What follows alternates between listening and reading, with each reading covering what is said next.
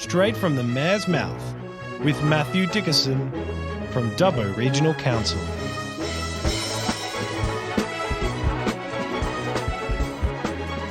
Hello everyone and welcome to Straight from the Mayor's Mouth. Good morning then, Matt, how are you?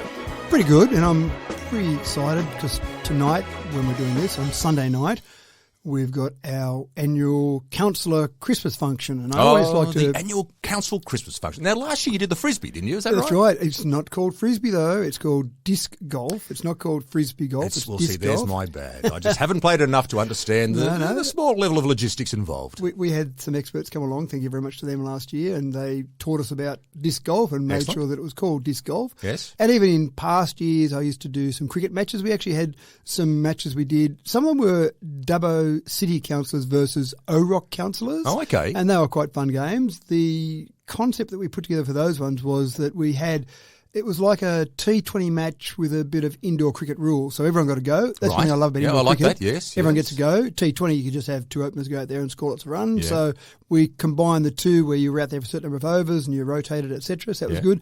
And the last time we played that, David Hurley, who is now the current Governor-General, he was the New South Wales Governor at the time, and he happened to be in Dubbo the day of the match, and I took him around and introduced him to a few people and did a few things, and I said, just as an offhand comment, we've got our annual function on tonight where we've got some matches being played, so we've got a cricket match on. He said, I'll come along. I invited him thinking that he'd say he was too busy or couldn't make it. I'll come along. And he did come along. And you all right? He played very well.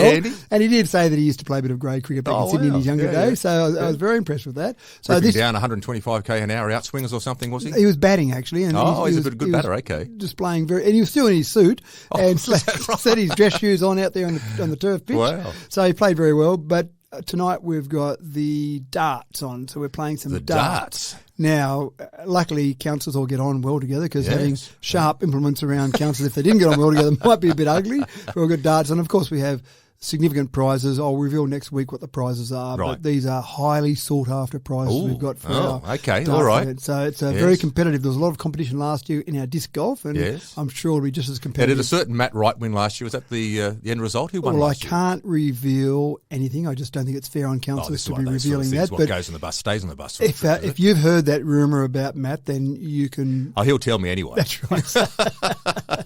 And there are some councillors who are talking up a big game for darts. For the darts. Well, there'll be a few blokes there, I'm sure, to spend a few of those misspent years at university and probably in a few pubs over the years, shooting a few darts, knocking back a few cold ones. And not just blokes. There's a bit of talking up from some of the females. Is that right? Well. Okay. All right. Yes, that's right. We're all gender equal around here these days. Exactly right. So it should be fun anyway. It's a good chance to get together and just relax and fairly low-key affairs, but it's just good to be with just the councillors and their partners or their close family come along as well, and just to sit around and say, well done on another successful year and looking forward to the 9 months of next year because, of course, 14th of September next year. The elections next year. Well, you guys have a great night tonight as well. Thank you. Enjoy.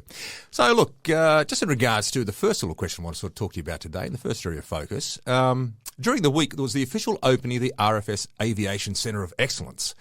Now, this sounds pretty good. Talk us through what actually happened here. Well, it is absolutely fantastic, and it's not necessarily open to the public for tours, but I'm sure if you wanted to have a look out there, that you could contact the RFS and ask to go along and have a look. But it's probably the whole precinct that I get excited about out there. And I go way back to 2015 when there was some discussion at the time around the Rural Fire Service, the RFS headquarters in Sydney. There was some problem, and I can't remember exactly what the problem was. It might have been their lease was finishing up, or there was some zoning change. There was some reason that they had to move the headquarters. And so we said, Rural Fire Service, that should be in a rural area. Troy Grant was the Deputy Premier at the time. Of course, he was our local member. So I remember having some discussions with Troy about that, saying, why don't you move the RFS headquarters out to Dubbo? And in fact, if you go back from a formal perspective, on the 25th of May 2015, we had a formal council resolution that said that should the New South Wales Rural Fire Services headquarters be required to relocate from Sydney Olympic Park, Council make representations to pursue and encourage the relocation of the New South Wales Rural Fire Service headquarters to Dubbo. So back in 2015. That's right. So we formally said that to the state government at the time and said, hey, you should move it. We had some further discussions with Troy, and Troy said that there were some logical reasons, more around logistics and location, that the RFS headquarters needed to be in Sydney still. And whether you accept those or not, that was the story from the state government. But he did say there's some potential for some other things to be out there in Dubbo. So I'll keep working on those for you. And so we kept pursuing it. And in fact, we had another resolution that went from the council meeting on the 26th of April 2016, which again was still pushing that same angle, where we are today. So that started this whole process. And having said that, the Royal Flying Doctor Service, their base was established back out there in 1999. So there was a little bit there. It was already set up there. So the Royal Flying Doctor Service was the first group to set up out there. That's the and first. And the RFS were the second group, were they? Well, the Royal Flying Doctor Service was certainly there early. And when I say the first group, or when you say the first group, in this They didn't have a precinct training centre or anything out there, though? No. So the Royal Flying Doctor Service was basically their base. So they needed somewhere for their planes, they needed somewhere for their logistics. So that made sense again. And you've got Broken Hill as well as Dubbo. Yeah. And so that whole area there was kind of an idea, a vision, if you like, from Dubbo City Council to keep developing that. And it took a while to get started. But then when you look at today, we've now got the RFS Dubbo headquarters. Yep. You've got the RFS training centre there. So you've actually got a lot of training that occurs there. Now with this RFS Aviation Centre of Excellence So what's the difference there? Well, I'll come to that one in a moment. I'll come back to there. We've also got SES has got a base out there. VRA has got a base out there. You've also got a house that's, when I say a house, it's a demonstration or a training house that's used for fires. And we went out to that opening there last year, or maybe it was earlier this year, and they basically can fill it with fake smoke. They can have people going in their breathing apparatus. So that'll be used by RFS and by the normal Red Fire Brigade. So again, another facility out there. So it's a generic type operation in that sense. It's used by multi-services out there. right. And that's one of the great things about having all these different services, all these emergency services out there. You can share some of those facilities out there. On top of all these things, we've got 124 beds out there. And what I've heard from different operators... Is that a privately funded operation? That one, this is all state government. This is all, wow, okay. So the state government has set this up and run the bedding as well in the accommodation section. Correct. And I actually was a little bit disappointed initially when they talked about the fact they're having accommodation, because I thought all these people coming to Dubbo for training, fantastic for our economy, then all that money injected into our economy, but people are staying out there and, they're not coming into Dubbo as much as they should be. But then one of the pubs, and maybe more now, but one of the pubs got very clever and they started sending a shuttle service out there at night time saying, if you want to come in, Absolutely. You want to come in for a meal, come in for a meal. Yeah. And even if you want to have a beer or two, you wouldn't have too many because you've got training the next day. And so they run this shuttle service out and back. So very entrepreneurial from them, from their perspective, very good. So you've got all these people. Now, when I talk to some of the operators, they say that those training, or the beds, if you like, the accommodation, is booked out months in advance because you've got so many training courses. So Monday to Friday, you've typically got 124, but maybe more than that, training all the time. Now, it's like a little village, isn't it, really? It is, that's right. You've also got a police training academy there. And if I go way back to Stan Single, when Stan Single, he's retired now, but Stan Single, he used to be the Iran local commander, so the commander for this area of police. Okay, right. And he had this vision because he used to get frustrated that his staff from around this region, so Stan was responsible for the Iran command, so that goes out to sort of Burke and out around this whole area here, when he needed his staff, his police, to keep all their credentials up to date. So, for example, you've got to use your firearm in a certain process. I don't know the exact details, but say once a year you've got to update your firearm and actually use it in a firing range. They had to go to Goulburn. I was going to say, because Goulburn, do they still do that down there? They still do the initial training in Goulburn. Okay. I think 16 weeks they do in Goulburn when you first train to become a police officer. Don't quote me on these numbers, but I think at 16 weeks they do at a home environment, so a virtual environment to learn about things, and then they physically go 16 weeks at Goulburn. Yeah. But for the update, so what Stan was telling me many years ago was that, let's say he had a police officer in Burke, to do their update on, say, their firearms, which probably takes them an hour, they really take 3 days. They've got to travel from Burke to Goulburn, and then they'd stay overnight. Then they do their training that they've got to do, their update the next day, and then they'd probably travel back that night or maybe the next day. Probably 3 days in the process of a day. That's right. So Stan had this vision that we could do some of these updates out here in Dubbo. Okay. And he had some ideas. There was another building that he looked at many years ago, but in the end, it all gained momentum and suddenly you've got this whole police academy. And when I talked to some of the police during the week about this particular training facility, not only will we have all the police from around this area come and do their updates there, they said some of the specialties they'll have there, they'll actually have people from Sydney coming out and doing some of their updates there. So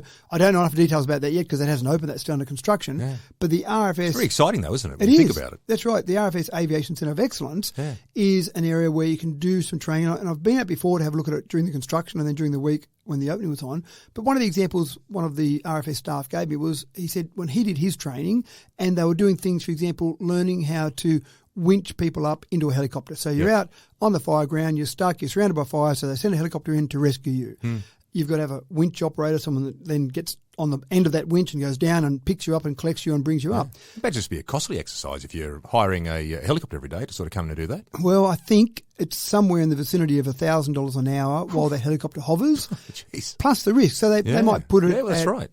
50 metres above the ground. Again, I don't know the exact details, but let's say it's 50 metres above the ground and they're practicing that. So they're training people. They're going through a bit of classroom training. And now we're out in the field. You've got this noisy, windy helicopter above you and you're doing the training for the first time, learning how to connect on and winch down, etc. And so the expense of that, the risk of that.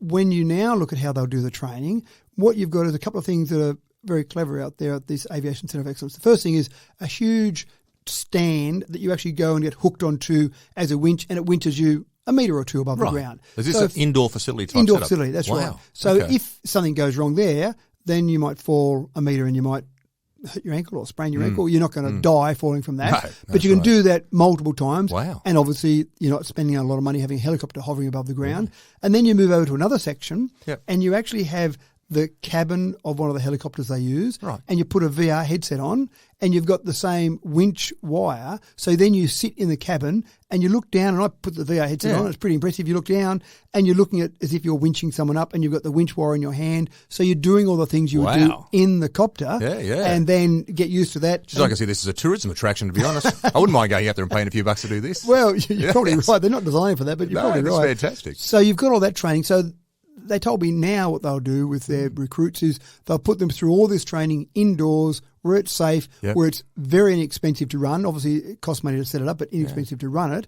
And then when they've got all the training, they're all pretty happy, they'll still do the final certification in a real helicopter out in the field, but they think it'll be much safer and much cheaper. Wow. They had another couple of helicopters set up there where you go out and you actually pretend you're on the fire ground. So you can load up anywhere in the world and basically be on the fire ground, and you're looking through your VR headset, you're looking down at the fire, and they can simulate different fires, and then you'll have the RJ-85 is the large aerial tanker that we've got here in Dubbo, and that RJ-85 you can see down there doing the water bombing. You've got the bird dog, which is a small plane that goes above the fire ground to try and spot the fires. So you're looking around. As you move your headset around or your head around, it's this going is the world's greatest amusement park for me. It sounds so much fun. It is state-of-the-art. All this unreal. Stuff is absolutely state-of-the-art. So again, you can do all this training and learn how you are on the fire ground. Here in Dubbo. Then that's right. When you get out there in the real world, you're actually doing all of this. Now, the minister came along. Minister Jihad Dib was the Minister for Emergency Services, and he came along and did the official opening. And he said a couple of things that resonated well with me. Firstly, he said that in the past, what we used to do in this country and in this state was we'd look at what people were doing overseas and then say, oh, they've got this training centre set up, or they've got this facility. Let's have a look at that and we should copy that. And he said, that's nice, but why are we copying what other people are doing? Why aren't we doing it first? Why are we waiting for someone else? And he talked about the fact that this Aviation Centre of Excellence is world-class, first in the nation. And he said, and I guarantee there'll be people from around the world looking at this. And he said, some people talk about the idea of, oh, well, no one else has done it, then we shouldn't be the ones doing it. And he said, well, that is really it's a backward sort of way of thinking, It is a backward way. And he didn't use those exact words, but it's certainly a probably flawed way of thinking. We'll just wait till someone else does it and then we'll copy that. I can't see a bloke like Bill Gates or one of those sort of fellows there making that sort of a comment. No, that's right. So he was very impressed with the fact that what we've got here is state-of-the-art, is certainly leading in Australia, probably world leading as well. And he said, I guarantee that people already are looking at what we've got here and looking how they can replicate what we've got. Now, there was a conference out there a few months ago before it was open, but I went out there, and this was an international conference, and talked to a few people from around the world, literally from America, from the UK. I spoke to some people, and they were keen to see how this all developed and what we ended up with, because again they wanted to look at what we had and to see how they can replicate that. So that whole area out there is just going ahead in leaps and bounds, and again what we've got there now is fantastic. So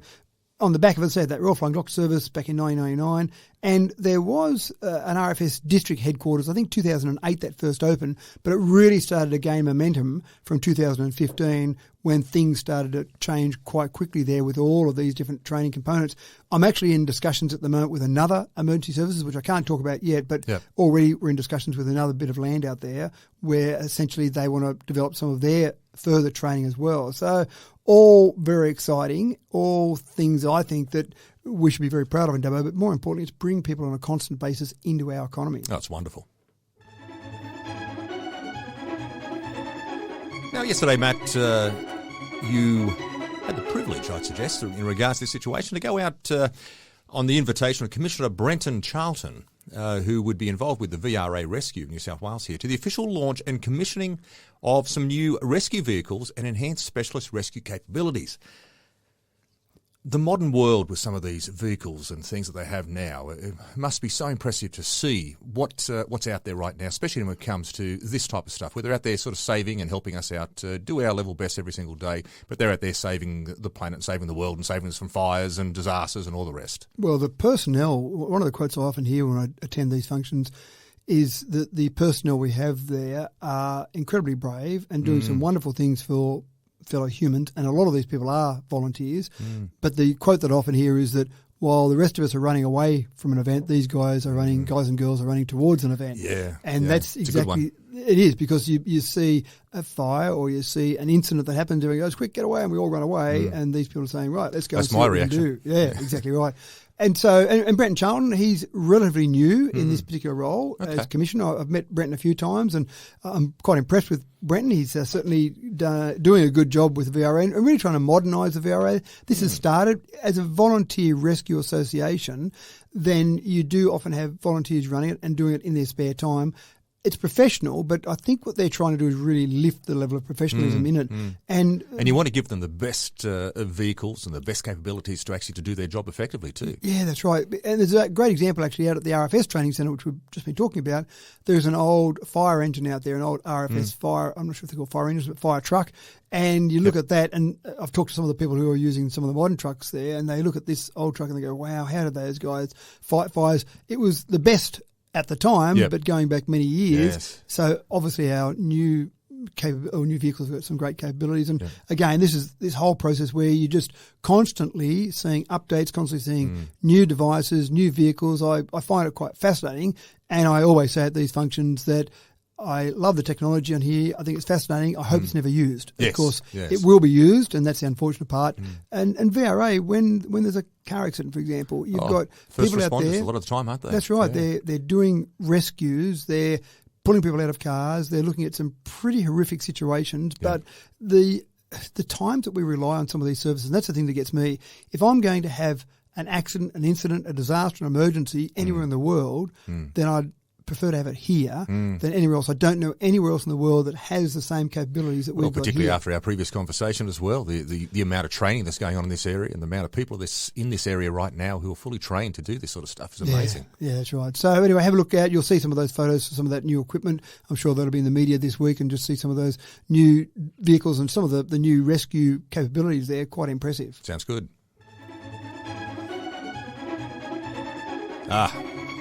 This one's a little bit close to my heart, this one, actually, Matt, because I did happen to, during the week, I'm off right now on a bit of medical leave with dealing with home sort of stuff, as people know, and my daughter happened to be off work, and she said, Dad, let's go down to the Dubbo Jail.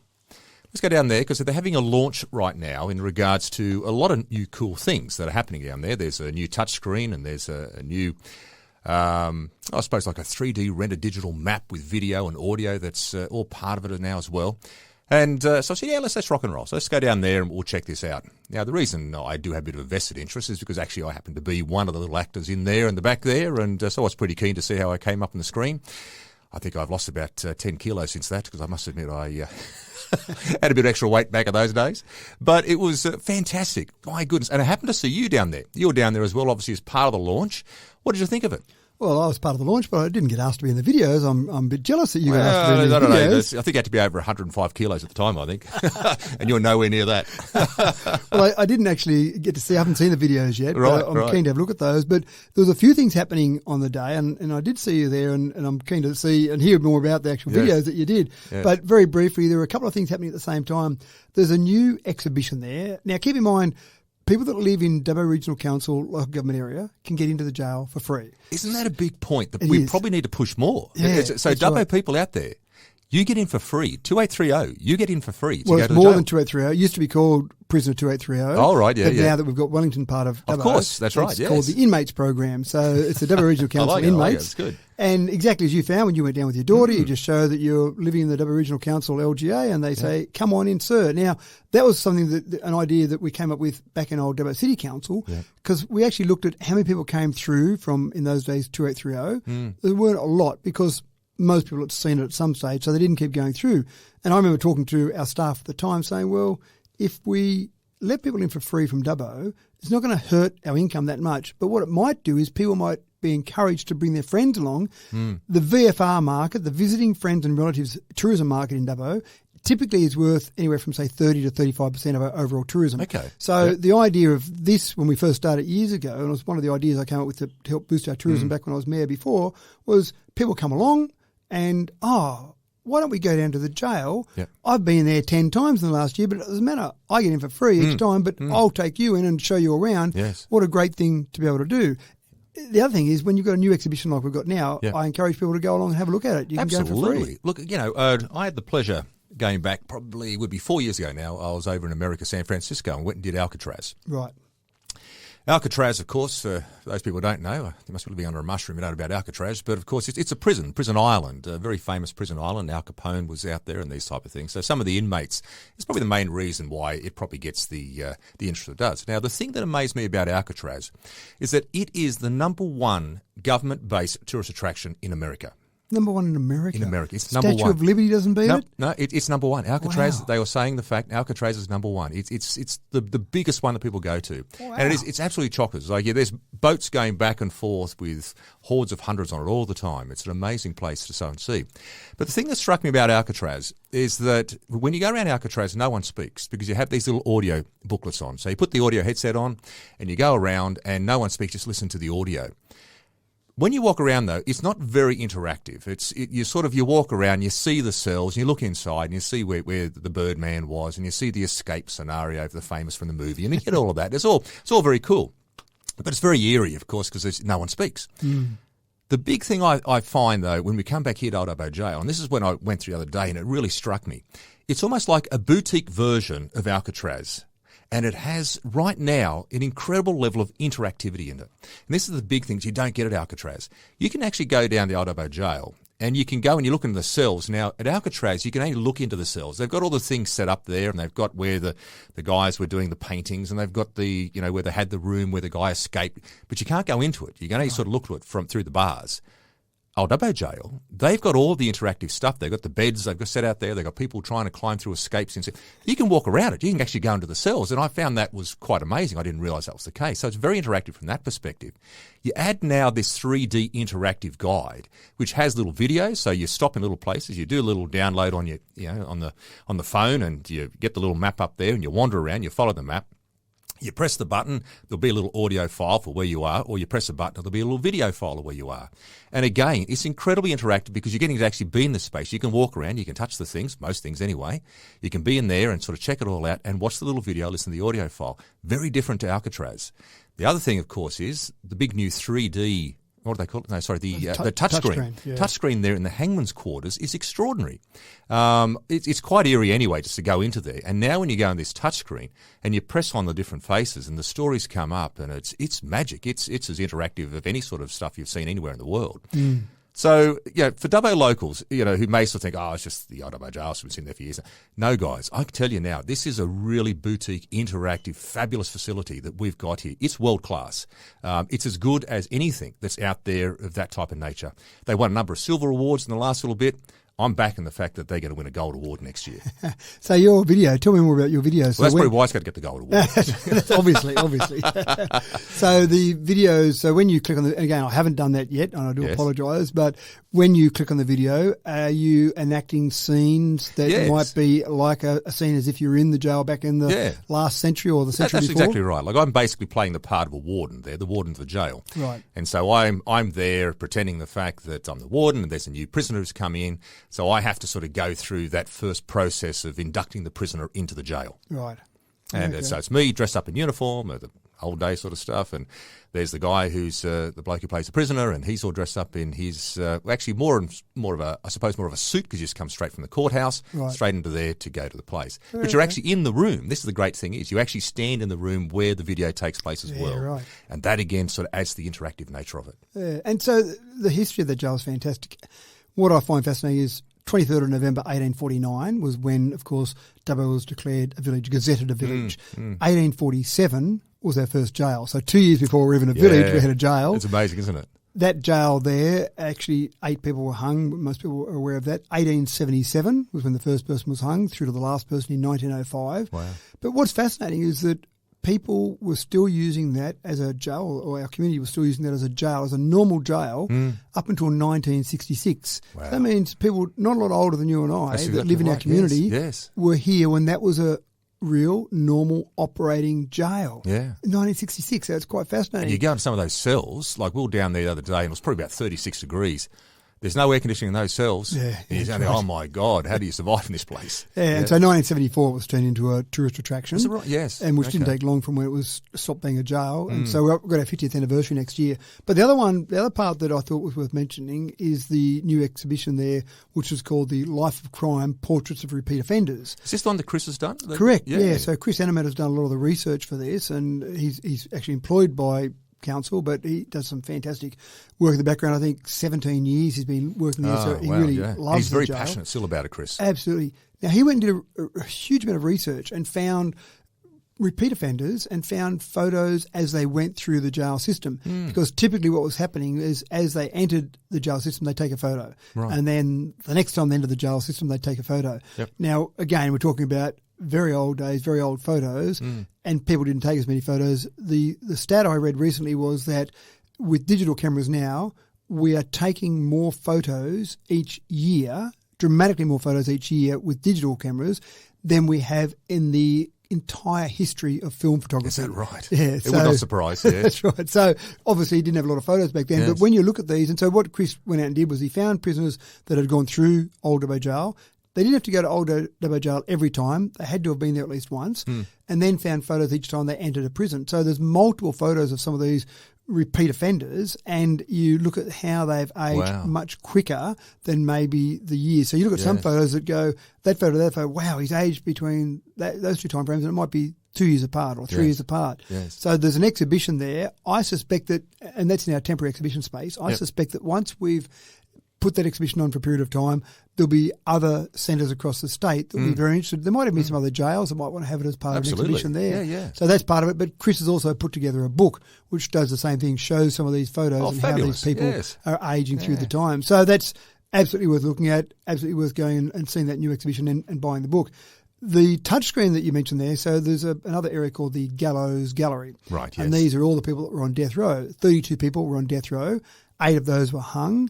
2 people were acquitted, and 22, does that add up? 22, that'd be right, were commuted. So basically they decided it wasn't a serious enough crime for them to be hung. Yep. Now, when you look at some of those, and I've taken family and friends through, and it's quite fascinating, before the touchscreen, what you had was a screen with a picture of each person where there was a picture and just some few basic details about the crime they committed and when they went to court, for example. So I found 2 in there that just gives you an idea of how things have changed. So there was 1 person on death row for bestiality. Now, if someone went before a court for bestiality now, I hope it would be pretty embarrassing for them, and it'd be something that it'd be hard for them to turn up to their next coffee meeting with a few friends and they go, didn't you just go to court for bestiality? Yeah, that's right. But you wouldn't be on death row for bestiality. And then the other one that I find fascinating in there is that you've got 2 males who went to court on the same day, 1875 on the same day, and they were charged with sodomy. Right. Now, I can only assume that they were boyfriends and someone caught them in the act of what they were doing as boyfriends, and then they were on death row. Now again, is that right? Was it death row back then for that? Wow. Death row. Now they weren't hung in the end, but just the fact that you like boys and you end up in a relationship with another boy and then you're on death row. Wow. Yeah. Just the attitudes, the way things have changed. Now, that's not that long ago, 1875. Sure, it's a few years ago, but it's not that long ago. No, it's not. That's right. In the history of man, that's right. blip. So less than 150 years ago, people were on death row for being in a homosexual relationship. So you just get an idea how things have changed. Now, when you look at some of the other ones, there are murders, there are rapes, there are other violent crimes that you probably would be, not in Australia because we don't have the death penalty, but in America, for example, or in Australia, you might have life sentences. So there are other crimes, I'm sure, that justified with the sentencing at the time to be on death row, but some of them you just find fascinating. You do start to scratch your head. The really interesting part, though, that touchscreen you mentioned there, speaking to Chris, and just the amount of data he's been able to access. So he's been able to find old photos, old prison records, newspaper clippings. So when you now, rather than just one of those pictures that you see and read a little bit of that was one of the things I really noticed with that, was that they had old court documents and all those type of things set up there. The amount of research Chris has done on this has been incredible. Someone asked him at the opening, at the launch, how long did it take you to do it? And he said, well, I've been here for 17 years and I've pretty much been doing this since day one. That's now, right. Not focusing on it every minute of the day, but certainly I think it's a bit of a passion there. But you then can look at each of these different documents. You can zoom in on them. You can look at the newspaper clippings. So it is a really interactive exhibition. So absolutely I'd encourage people to go along and keep an ear out for some of the 50th anniversary celebrations next year from when it was turned into a tourist attraction, because I think that'll be pretty exciting as well. Absolutely. As they say, do yourself a favour and get down there. Now, Matt, Rio Tinto, one of Australia's biggest mining companies, you had a meeting with them during the week. Are they looking at putting a mine in here around this area, or what's happening? What's the reason for the meeting? No, not a mine in here. They've got a scandium mine that they've bought out at Tottenham, and this isn't confidential. This is all public information from Rio Tinto's perspective. Okay. And they've got to have somewhere where they process that. Now, I think one of the problems that I have in Australia when we do mining is sometimes we take the iron ore and we put that on trains and we put it onto boats and ship it overseas, and then we buy the products back that are being produced out of that. Seems quite silly, doesn't it? That's right. Well, and it comes down to that manufacturing and the expense of manufacturing in Australia. So it's a bit disappointing, because you'd hope that taking that natural resource that we're lucky enough to have, we could do a lot more with it. Yeah. We're seeing a little bit more where some companies are trying to process things a little bit further, and that's exactly the case with Rio Tinto. They're saying, well, we've got this mine at Tottenham. Scandium is the main thing they'll produce from that, the main thing they'll mine from that. Scandium. Okay, I've never heard of that. What is that? Is that part of the iron ore processing side of things? Or No, I think you'd use scandium more with aluminium. I think you'd actually mix it with aluminium to create slightly different alloys that have got different properties. Yep. I'm not an expert on scandium, but that would be the Sounds like you know a lot more about than I do. Anyway. Well, that'd be the main thing I would think of that you'd use scandium for, would be mixing it with aluminium for different alloys. Okay. But there might be some other uses as well. So they've got that, but they're keen to actually create a processing plant. Now, they've looked at Tottenham, but just to try and find all the associated logistics and the employment around that, they're probably not looking at doing it at Tottenham. They're thinking that they'll probably take the raw ore from Tottenham and bring it across to somewhere else, maybe Dubbo. And that was the reason for the meeting, was just to discuss what the future is for Dubbo, how this would fit in with the overall market, what land we've got available, what industrial land we've got available, all the rest of it. So they were quite impressed with everything they saw and quite impressed with the industrial options they've got here in Dubbo as such. But what would be great about that is that you would be producing product that would be very much a final or close to a final product. You'd probably employ 70 people in a processing plant, maybe a few more than that. And again, it's the highly skilled professional people would be employing. And I think that was their main thing with Tottenham. They weren't sure they'd be able to attract and build all that facility there. As Dubbo, they had the confidence they could do all that. So that'd be another good thing. Yeah. It only sounds like 70 people, but ultimately, the higher skill level and the better skills we've got in our community, I think that is better for our whole community. So, well, that's right. Yeah. And 70 people brings families and connections and right. All those type of things as well. Yeah. So anyway, it's probably a couple of years away from being built, but it's again interesting to see that companies like Rio Tinto are looking at Dubbo to see how they can keep developing, or how they can help us keep developing Dubbo. Yeah, absolutely. One of our little hidden gems here in Dubbo is the fact that we have the University of Sydney the medical centre operations set up here in Dubbo. It looks like you went out and had a bit of a visit, and maybe you took a few of the councillors with you, did you? Was that right, or what happened there? Yeah, I've been out a few times out there, and one of the councillors was talking to one of the staff members out there at Sydney Uni at a recent function, and just talking about the whole campus there and all the facilities there, and that particular councillor said, look, I haven't been out there to have a look, can I come along and have a look? And so a visit was arranged, and so we went out there to have a look around, so councillors were invited along just to look at the facilities there, and it's amazing what's there, and it's amazing how good the facilities are there and the advantages that the students have from a education point of view. So we have, it's progressing through the years, but basically 24 students start in year 1, and then there's 24 students in year 2, 3 and 4. We used to have years 3 and 4 only, but now we've got all 4 years, and I think the students now will be going to year 3 next year, so the third year of that program as such. So by 2 years' time, we'll have 96 students. Your full all program there. running, haven't you? Well, that's right. Unreal. And what's great about that is that I know one example that one of the students is going to third year next year. He was a student that went to school with one of my kids, and I won't mention his name just to save embarrassment of him, but he went off, got his degree. He was quite happy doing what he was doing. He was back here in Dubbo. And then when this program opened up, he said, well, I wouldn't mind having a look at that, and put the application in. They normally get about 200 applications. Was successful as one of the first 24 that went in there. And I remember talking to him one day at one of the functions I was at, and he said he hadn't ever contemplated medicine, hadn't really thought of that as a career. But when it was here on his doorstep, he thought, well, maybe I could do that. So it means that you're going to get people from regional areas. I guarantee that particular person will probably stay somewhere regional, whether it be Dubbo or not, I'm not sure, but probably be somewhere regional. But you're getting people from regional areas being educated as doctors, but you're also getting people, and I meet all these students each year when they come out. I've met students from WA, I've met students from Singapore, I've met students from Victoria, all over the place. Once they get a taste of regional living, maybe they find they spend 4 years here and they find a relationship they're in, and next thing you know, they settle down a little bit. And that's how it works. All that's these right. wonderful things. Yes. So I think in general we'll see more regional doctors if we have them educated regionally. But the facility up there is fantastic.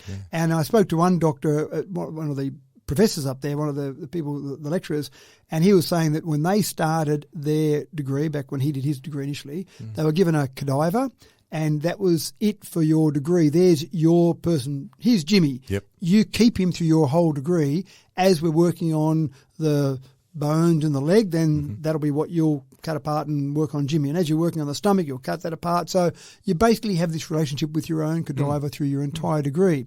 Now, they don't do that, but more than that, when you look in one of the rooms that we looked at there, just seeing all the different models of the body parts and everything that's put together there, it's so much better than having just one body to work with, because I can show so many different examples. Absolutely. So the technology there is fantastic. The part that I love, the room that I love, or the multiple of them, they have simulator rooms. And in the simulator rooms, you walk in and you'd probably be maybe second year, but at least a little bit in second year, but certainly third and a lot of fourth year, you'll be using this. So there's a patient on the bed. You walk in it looks like a normal hospital room. And then behind a screen that you can't see through, just a one-way glass screen, you have the professors, the lecturers, who make things happen to this particular simulator on the bed. So it'll be high blood pressure or it'll be heart That's all attack. sort of set up there for them, but it's all simulated for them. All simulated. So they walk in and they don't know what the problem is, and so they've got to start analysing, taking readings, you can actually put in drips, you can put all sorts of things on these. You can actually do mouth-to-mouth type thing, or you don't do mouth-to-mouth anymore. I suppose the doctors and the professor can be playing around with heart rates and all those sort of things. Well, I did say that. I said, you have some fun sometimes and put together a bunch of ailments that wouldn't be like it. So we try not to do that unless we've got a know-it-all student who really we want to just show that maybe the things that can pop up sometimes. But that process there, one of the examples they gave where this is better for them out here than in Sydney is the students, they said in particular year 4, the year 4 students are in that room every week. Once a week, they're in that room going through these simulations. They said in Sydney, they haven't got anywhere near the same ratio of simulation rooms to students. Wow. So the kids down there might get there once a month. So again, and this is where you can learn all the things you like in the textbook. When you come and have to apply all that, pull all this stuff out of the database of your mind and be able to apply that in the real world, that's a real challenge. And some doctors get that right and some doctors don't. You know, the thing is right now, here in Dubbo, we've just got some of the greatest types of facilities in our medicine. You know, having now sort of doing my own little cancer journey and working through it, having now a PET scan facility set up here in Dubbo is just wonderful. Having the University of Sydney set up there for the medical students and having all these type of facilities you're talking about is just extraordinary. So we are sitting at cutting edge. Well, more than that, they talked again, and I have talked about this one before, but they've got a research project they're doing at the moment. Over $6 million they've got in this particular grant for this, where they're looking at wound management and how they can do wound management remotely. Then they're looking at scanning faces, where they can pick up heart rate and blood pressure just from video of someone's face. This is the research element of it as well. That's right. So this sort of research is not really synonymous with what you probably do out here, but they're bringing research in out here as well. Well, this is the thing. The research is being done by the actual doctors out here at the moment. So that's fantastic. It is a good facility, and not enough people know that we've got the University of Sydney School of Rural Health right here in Dubbo on our doorstep. One of the things that I do is I go along and talk to the students at the beginning of each year, and I say to them, I want you out there with teams, touch footy teams, netball teams, disc golf teams, whatever you want. Put that together, and I every year volunteer that I, via council, will pay for your uniform. I want University of Sydney, and I say the same for CSU, I want Charles Street University out there on the sporting fields around Dubbo. And each year I'll normally get one or two teams take me up on the offer. And again, I'm quite happy for Dubbo ratepayers to contribute to that. I'm talking about usually that the whole uniforms cost $150 or thereabouts, so it's not a lot of money, but I want people to be aware that these teams are out there. I think having a university in a town, like a Sydney University and a Charter, we've got two universities here, promoting that is huge for a town. People will come to towns like Dubbo because of the fact they know there's a pathway post-high school years. And I want those players on those sporting teams, if someone's playing against them in touch footy, Sydney Uni, how come you got a Sydney Uni top on? Oh, we've got a School of Rural Health here. What's that about? So just getting people out there in the community to know about that and understand that. Anyway, it's a great facility there. The Wiradjuri Tourism Centre. All right, so we've talked about this before, Matt. It's been part of our discussion now for a while. Are we any closer to getting this thing up and operational? Yes. Okay. Ish. Yes-ish. All right, there's a little ish at the end there. So talk us through. Where are we up to now in regards to this? Well, we had our council meeting on Thursday night, the last council meeting for the year. Yep. One of the things from a previous resolution of council, if we keep going forward with our latest funding application for the Wiradjuri Cultural Tourism Centre, then we have to have a funding strategy for the last bit of this to put it together. Okay. And it's a complicated process because it started off as getting money from the state government. State government gave money in good faith and said, love your concept, go out and build that. I just don't think the council of the day, and we're talking way back in 2018, did enough work on their budget and looking what it was going to cost. It was nowhere near going to cover what they dreamed of to be built there. And I probably point my finger a little bit at the architects as well, because you give architects money and say, here's our budget, here's what we need to build, can you go and design something to that? And they designed something, and I think they were paid something in the vicinity of $800,000. I don't know who approved that. But they designed something which was wonderful, but there was no way known to mankind it was ever going to be built. We're going to put a new opera house in here sort of thing. Just about. So it's been a complicated one, and to make it even more complicated, some of the funding we got was tied up around our plaza at the front of Old Dubbo Jail, and also our shared pathway that was going along behind Ollie Robbins Oval. Which is currently under construction. Both of those are currently under construction. So there were those three projects. This was part of some money the state government gave to council, said, okay, give us some projects. They put forward these three projects, got money, fantastic, but they just didn't do the budgeting correctly. They were taking the money before they'd actually worked out how they're going to spend it. It's left to us to solve the problem, which is happening with a few different projects. We don't want to lose the money because this particular project has got $5 million or just under. And there's a time frame too, isn't on this? Time frames on that to make it even harder. Create New South Wales, there's a $5 million grant that's with that one. So we've got a time frame, and we don't like handing back grant money. No, especially You've $5 done million. the hard work to get it, that's right. So this, where we're up to at the moment is we've put an application in to the Growing Regions Round 1 money for the federal government. And their program is that they'll fund 50% of projects, and you've got to put an application in to meet all their criteria. One of the things that we've talked about before, which I love, is they're doing an EIA process first. So they're not saying spend all the money to do the whole application, put it in, and then, that was never going to happen. You never had a chance with that. So they've said, and I've spoken to the Minister, Catherine King, about this, and I love the idea. Step one, put an EIA in. When that EIA goes in, we'll give you some feedback whether or not you should take the time to put the second one in or knock it out early. That. That's smart, isn't it? That's You're right. not going to waste your money and your resources. That's right. And we've put a couple in. We actually put 4 applications in, and we got go forward with 2 of them, and the other 2 don't go any further. So that saves our time going further forward with those ones. Good. This particular one, what we're asking for here from the federal government is about $7.2 million. Okay. Okay. Now we've got. So you've already got $5 million from state. Correct. And you're so asking for 7.2. That's right. The whole project is about $14.4 million in round numbers. Okay. And so we need to then come up with $2.2 million from somewhere else. Now, Is there any assurance we're going to get this money from federal? No, we've made it through the first round. Okay. We've made it past the EIO process, so that's a good sign. We've got to have our fully completed application in by the 15th of January 2024. When's the money run out from the state government? We could get away. We had some discussions with them, and based in with this program, we'd have to have it built by the end of 2025. Okay, and that's so when there's still time. That's right. That's when the growing regions money finishes. The state government, we had to have some negotiations there just to change some of the funding around with those 3 projects, but also to make sure our timeline is going to work.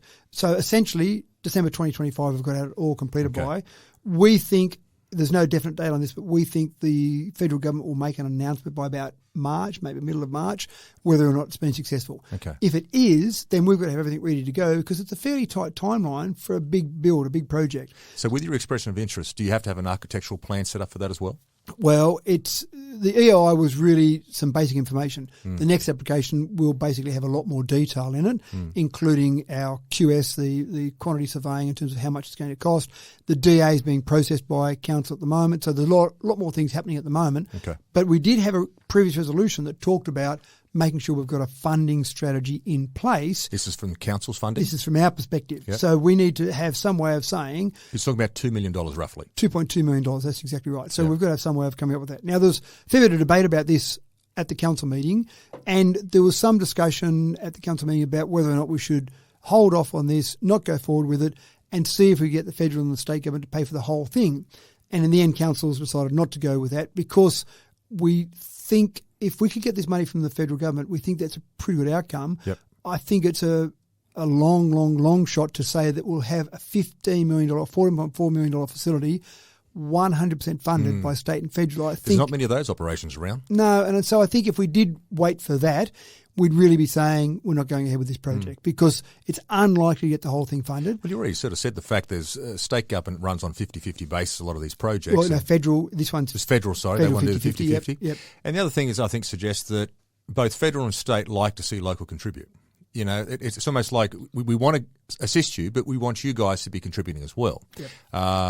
That tends to be the way that a lot of the funding operations tend to run. Correct me if I'm wrong, but in a lot of this sort of stuff we talk about, they generally like to sort of see local council putting in their little bit into this as well. Well, it certainly gives a stronger argument, and Absolutely. A lot of federal government programs tend to run 50-50. State government programs sometimes don't run like that. You can sometimes get 100% from a state government program. It probably would be smaller projects you'd be doing that with, but in general, I think it's okay if we get a large chunk of funding from the federal government and then some more from the state government and we put in a little bit ourselves. I think that's okay. And I think it gives us a better chance to show that we've got 3 levels of contributing when you're going to those other governments. It's almost, well, the state's putting in, we're putting in, well, you should put in, or the feds are putting in and we're putting in, so the state should put in. Because what you're talking about here is this would be a tourist attraction for Australia. Like this is enormous from the point of view that there's nothing like this anywhere else, is there? I think you'd find very few things like this. There'd probably be other things similar, but in terms of Aboriginal tourism, I think you would have people travel from far and wide, even internationally, to see this. Yeah. And certainly from our local tourism, just tourism in general, it would be very powerful. But from Aboriginal tourism perspective, because so many people say, I want something genuine, authentic, from an Aboriginal perspective, and you don't see a lot of that. No. You go and buy boomerangs that are made in China. You want to see something authentic. So I think this would be really powerful, really important. So we essentially agreed in the end that the way we would fund this would be an internal loan. So we've got money sitting in investments now. We take out $2.2 million out of one of those investments, and we'd basically put that towards this particular program so we could actually fund it, and we'd forego some interest on what we have in that investment. So $2.2 Sounds like a smart idea. Well, $2.2 million, we had the various funding options in there as part of this report, but $2.2 million funded internally would be okay. And again, we'd forego somewhere in the vicinity of maybe $500,000 in interest, so probably $2.7 million. But what are you going to get back, though, from the point of view, once it's built, the potential for what you're going to get as a city is enormous. I'm suggesting it'd be a lot more than $500,000. Well, I hope so. And I'm okay with a $14.4 million bill that costs us $2.2 million. That's right. not a bad ratio in terms of that. So we'll put that in. Council's resolved to go ahead with that from that perspective. We'll complete the application and we've got all our ducks lined up in a row. just to throw another spanner in the works, this Growing Regions program, there was some discussion about waiting until round 2, whenever round 2 will be. There's no announcement about round 2 definitely. But there is also potential if you partner up with an Aboriginal organisation, the federal government has said they'll do a 90-10 split, which is very unusual. Okay. And we did actually think about that option when we discussed this before. Yeah. What we would have to do is we'd have to find an Aboriginal organisation somewhere here locally that has the capability to basically run a $14.4 million build program. They'd also have to have the 10%. So they'd have to have $1.44 million sitting there in loose change that they could contribute to the project to get the 90%. And we went through that process, and we did have some discussions around that with some Aboriginal organisations, but we didn't really have anyone that we said, yep, there's one, there's an obvious one that we could partner up with, and they've got call it 1.5. They've got 1.5 million sitting there, and they'll be able to run this project of this size. So in the end, and let's say they came back and said to council, oh, well, you contribute the 10% and then we'll put the application in. Well, 1.5 or 2.2, not a lot of difference. Not a big difference there. No, that's right. So in the end, we said, let's go ahead with this. We're as close as we've ever been to getting there, especially the fact that we got a positive on the first step in the EII. So let's go ahead with it and keep our fingers crossed, and hopefully we'll get that, because I think this would be an absolutely unbelievable attraction. It'd be magic.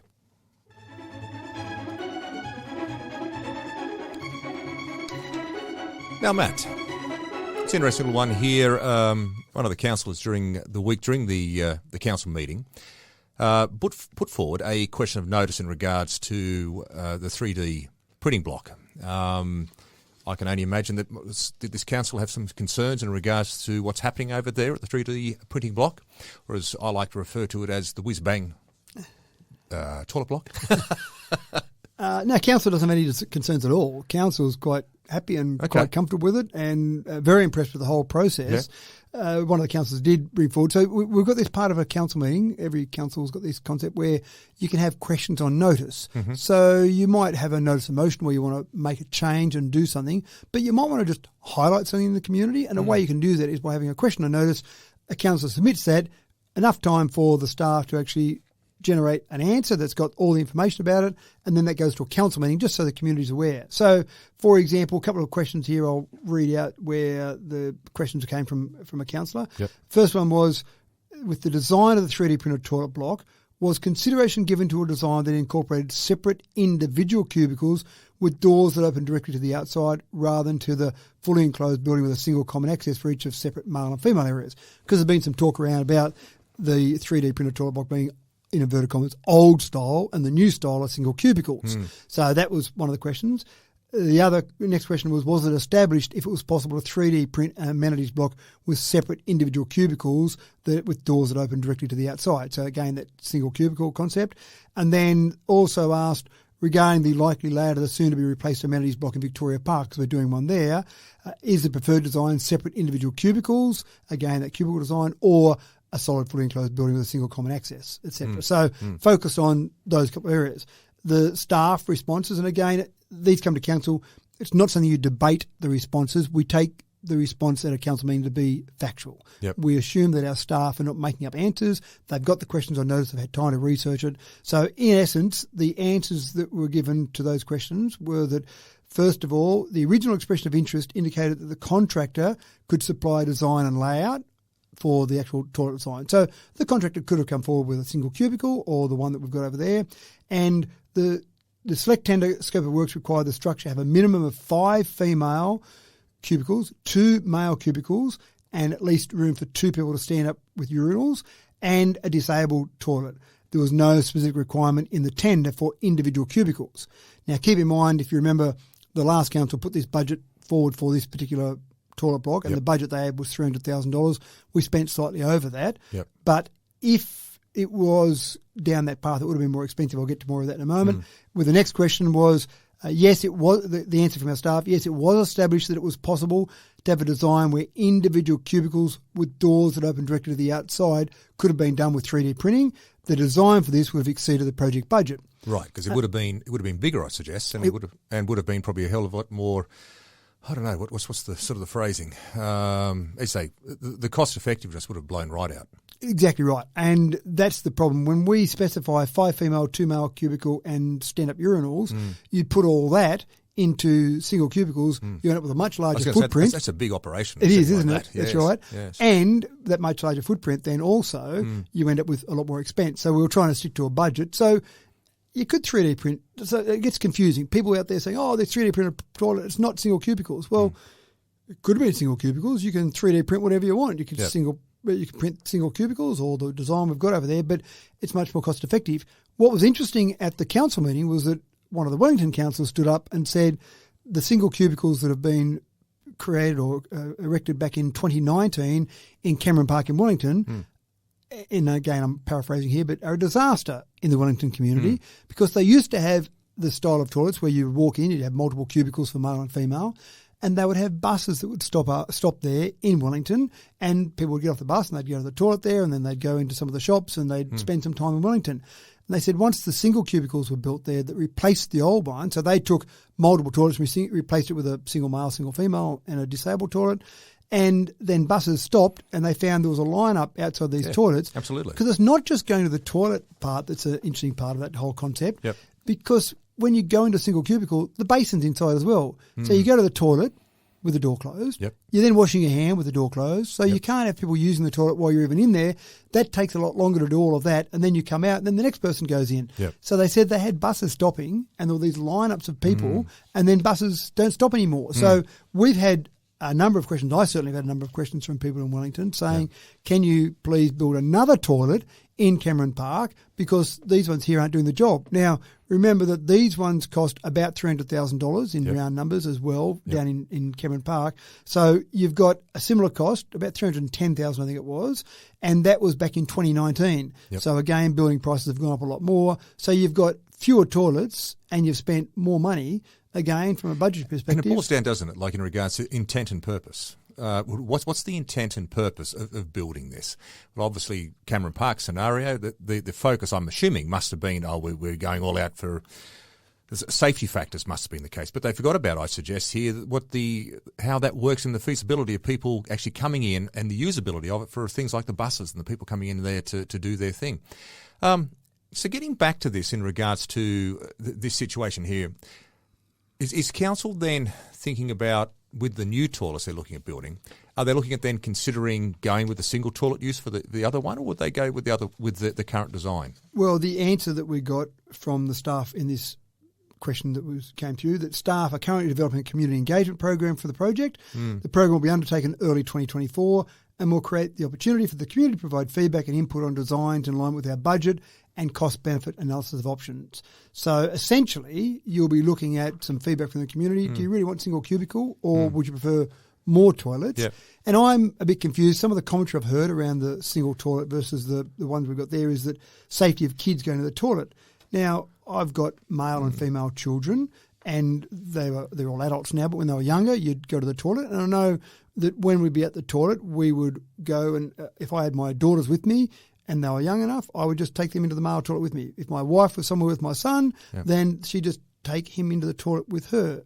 I don't think parents typically would send children that are very young into a toilet by themselves where potentially there was someone in there that might be inclined to be taking photos or doing things they shouldn't be doing in those toilets. So a lot of the commentary around these, and I've heard this silly term called pedo-friendly toilets, and I just don't really understand that. If you're there looking after your children, you're going to be there with your child, not sending them off and saying, have a nice day and hopefully you'll come back okay. So I really don't accept that is an argument for... I agree. And is there any data out there from police that can sort of maybe can be thrown into this argument and debate and discussion in regards to the best type of toilets? Might be a worthwhile discussion with, is it Chief Inspector Chin down there? Tim Chin. To talk about maybe, how many incidents of that have they had in the toilet systems here in Dubbo? I don't know. It's a good question. Is there something there that may be able to sort of to go into the community engagement discussion? Yeah, I'm not aware of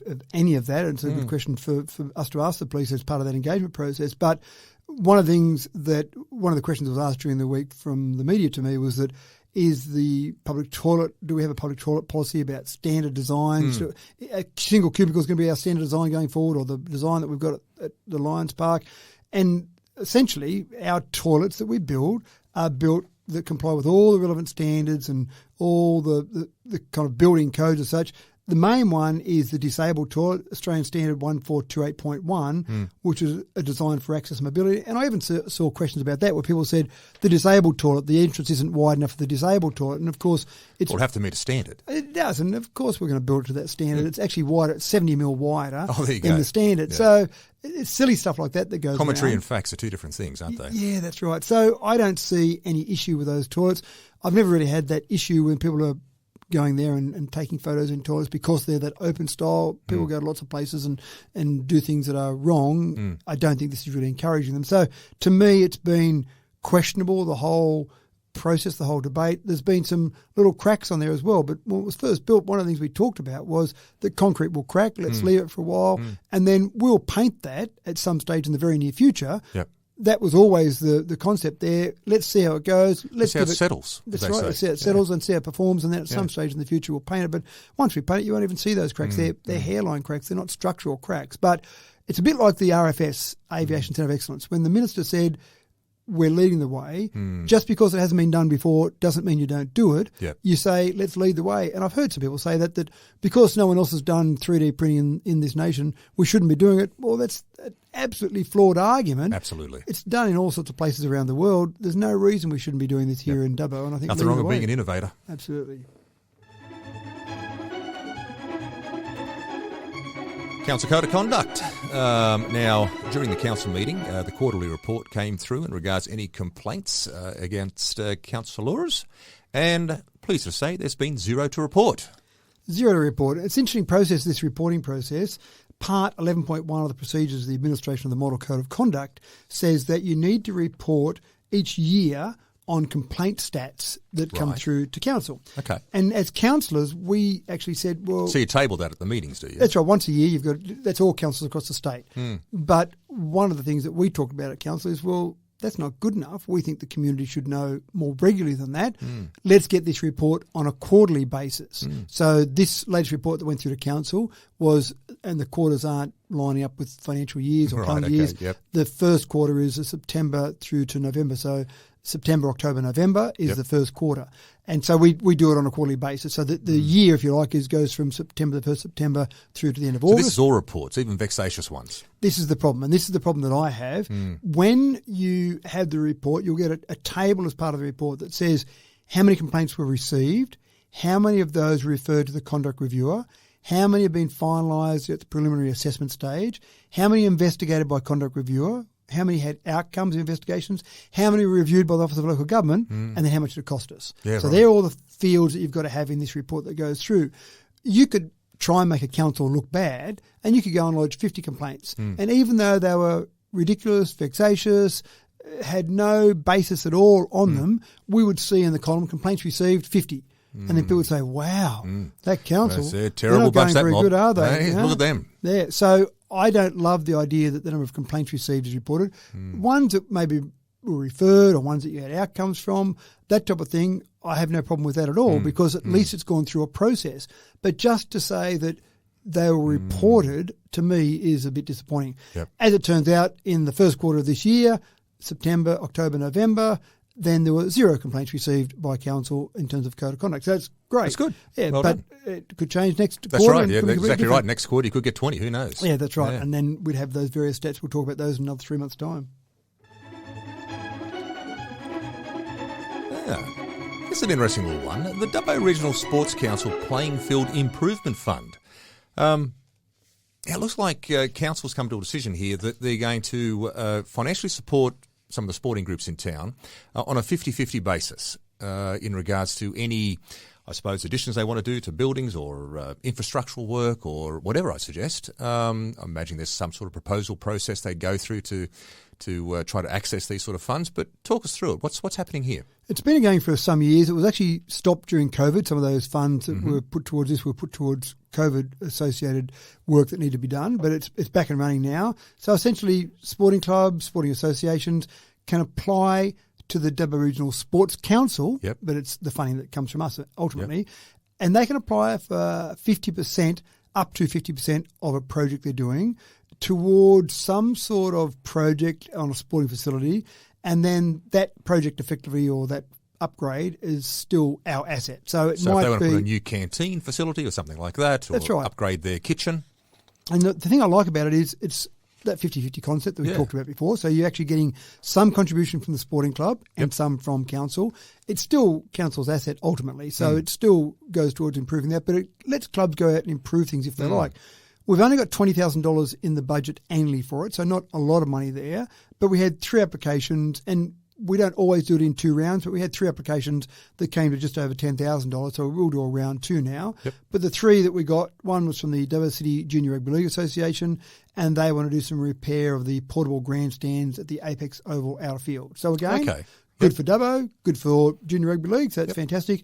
And so we'll give them $5,915.56. Yep. That was how much they requested on that They'll one. put the 50% in. Yeah. That's right. Well, no, they're putting more than 50% on that one, so they only requested $5,900. Oh, okay. So the total project was $17,746. Right, Yeah. but they can request up to 50%. 50%. Okay, Yeah, that's I right. got you. So they can go under as well if they need to. Right. The Cowboys, Wellington Cowboys Rugby League Football Club, they asked for money for the Canard Park PA system for upgrading that. Yep. So they'll get $2,866 for that one. And then again, the Wellington Cowboys Rugby League Football Club asked for some money for a commercial fridge at Canard Park Canteen. Right. And that'll be $1,700 we'll give them for that one. Yep. So again, all good projects, improve those sporting facilities. Yeah. And again, I like the fact that it's not just handing or holding your hand out, it's actually you making. And they're taking some ownership of that, aren't they, by doing exactly. that?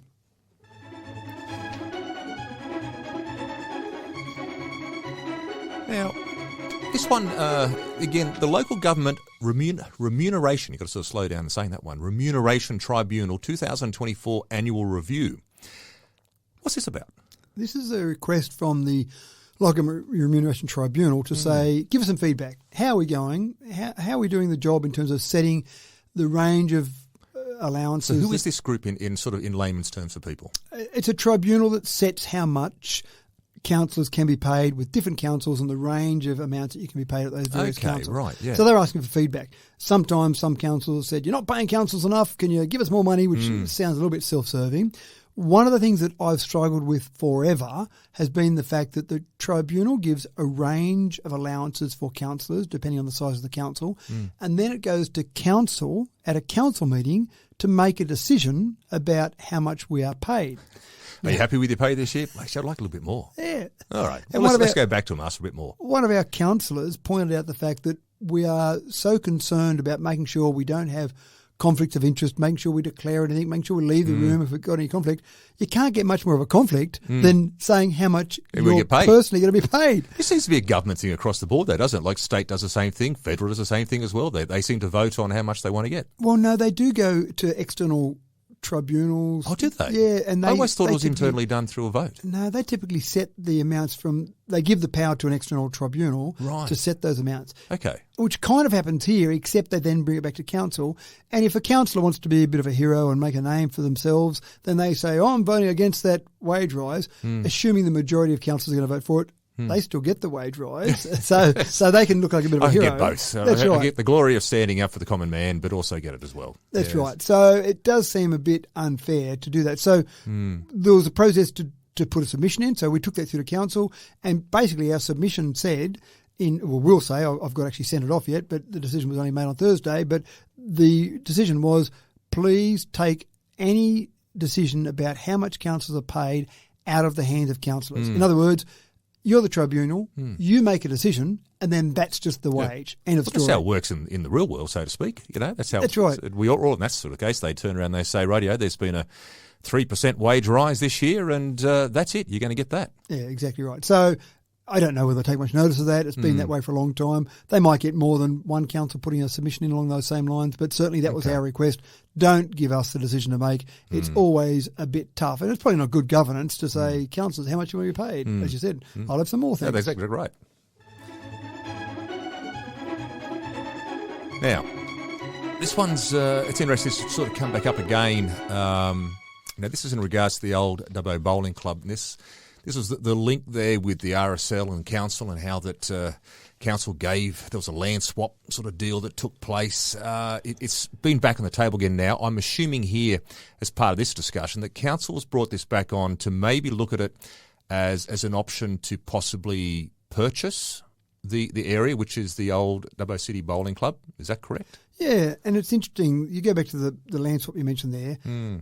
We used to have a bartering system hundreds of years ago, thousands of years ago. Yes. And then I'll give you 3 apples for those 2 oranges sort of thing. Yeah, that sort of thing. And someone worked out that maybe having currency made it easier to have these transactions rather than having a couple of products that just happen to be ones that you wanted and then deciding on that value. I was never comfortable with this land swap deal, and it had a few things that I was uncomfortable about or made me uncomfortable about it. For a start, there was the Dubbo City Bowling Club, the old Dubbo City Bowling Club, 74 Wiradjuri Street, or we often call it the Greens. Yes. And there was that building that the Dubbo RSL Club bought for, I'm not sure exactly what reason they bought it, but they bought that club maybe to take those members and move into one of the other clubs, but whatever, they bought that. So they owned that building, they owned that. And then, as people know, they basically shut that down and it's not running anymore. It's just a vacant building. We've got land in Keswick Estate. We've got various land in Keswick Estate that's used for various things, typically residential development, but there'll be some other things that'll happen up there. Might be clubs, might be extra shopping facilities, because you'll have a large population up there.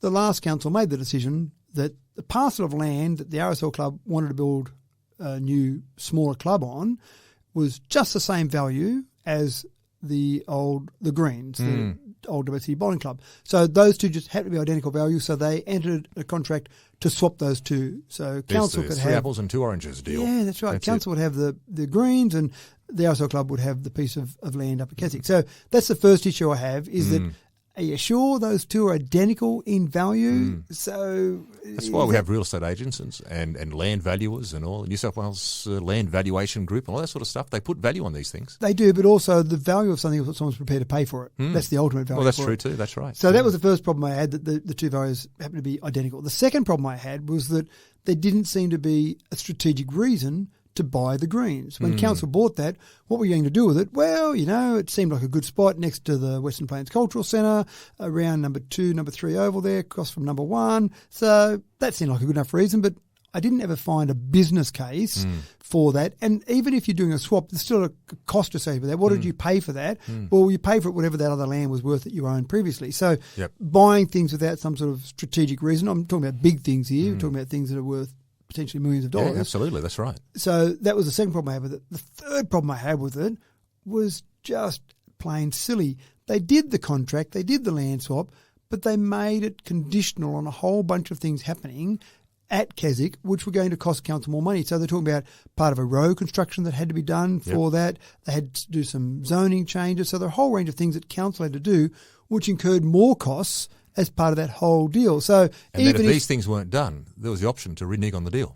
Exactly right. So I'll get to that in a moment. But even if you worked out those two land values were identical, by the time council spent all this extra money on these various things, then they're in a very poor situation. Now, I'm not having a go at the RSL Club here at all. The RSL Club... Oh, they bought into the deal. That's just the option. They were going along with the deal. What I was most disappointed about was the process from the last council to go ahead with all of this. If you wanted the parcel of land at the Greens, and if the RSL Club wanted a parcel of land at Keswick Estate, then if that was a scenario, then just sell each one, and especially with this conditional approach, that was bad, but just sell it. If you want to buy the Greens, go to the RSL Club and say, I want to buy the Greens, and here's a value, we'll prepare to pay, or go to auction or whatever. If you want those two parcels of land to change ownership, go and buy them separately individually. And the thing about that is, of course, is if you identify something there, you think, well, that's going to cost me extra to sort of have to do this, it's going to cost me extra to have to do that. Well, that becomes part of that costing evaluation, doesn't it? As you say, how much is it worth? Well, that's a valuation between two people to determine. Well, I'll pay $100,000 rather than $200,000 because I've got to do $100,000 worth of work on that land first. That's right. And then when we wanted to lease out, because we kind of had effective ownership of the Greens, but we didn't really own it. So we leased it out to the Electoral Commission, for example, for the state government election to use as their headquarters. But we had to get permission from the RSL Club to sublease that to the Electoral Commission. We then put it out an expression of interest process. You may remember at the end of last year, we invited people to come forward and lease that for a period of time because we weren't going to do anything effective with it in the short term. And we had a number of applications came in. New South Wales Rugby won that process. Again, we had to get permission from the RSL Club because we didn't technically own that building. As it turned out, as you mentioned there, the RSL Club legally rescinded on that deal, which they had the option to do. A whole range of things had to be satisfied.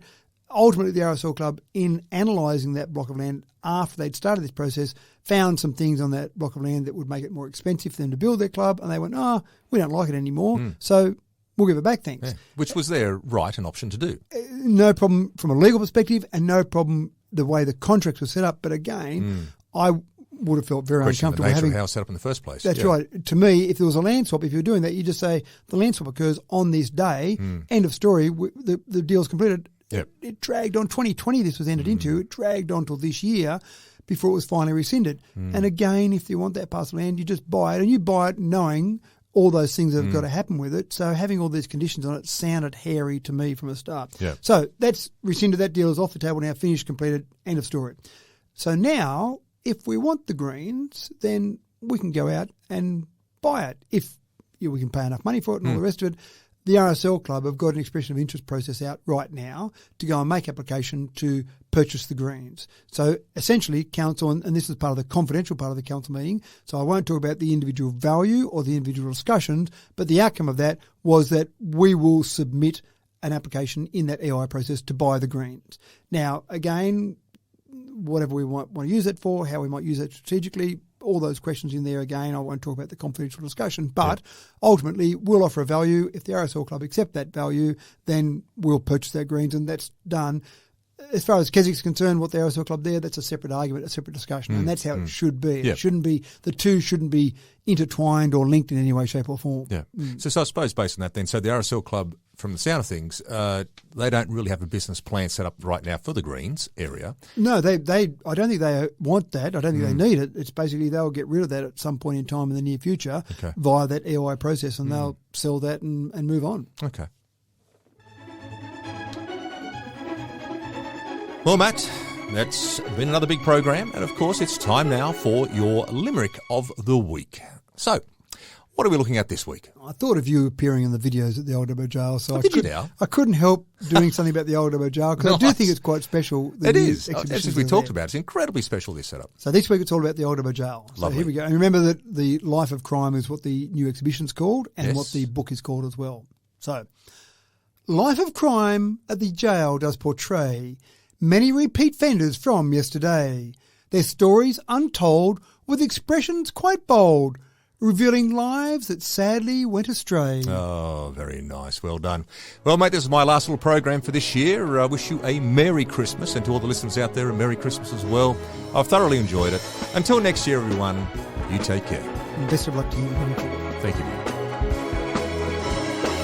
Straight from the mayor's mouth with Matthew Dickerson from Dubbo Regional Council.